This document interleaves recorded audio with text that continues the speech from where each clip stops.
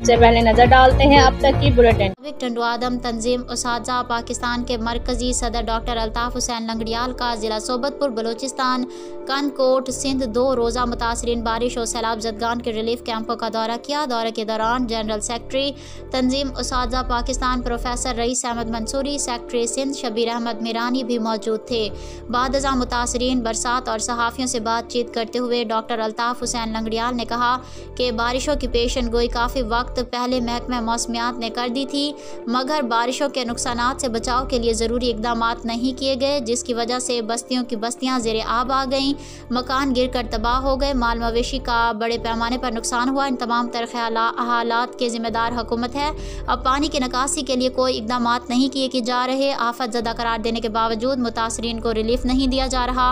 लोग फाका कशी की ज़िंदगी गुजार रहे हैं। तंजीम उसाजा पाकिस्तान अल खिदमत फाउंडेशन जमात इस्लामी पाकिस्तान दिन रात मुतासरीन बारिश और सैलाब जदगान को रोज़ाना की बुनियाद पर इमदादी रिलीफ मुहैया कर रही है।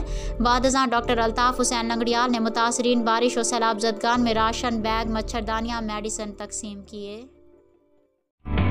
सर्दियों में नज़ला और जुकाम बनते हैं कई बीमारियों का सबब। डेटॉल सोप के रोजाना इस्तेमाल से सर्दियों में बच्चों को बीमारी से शील्ड करना है आसान। इसका जर्म डिफेंस प्रोटेक्ट करे 100 बीमारी फैलाने वाले जरासीम से और दे यकीनी हिफाजत।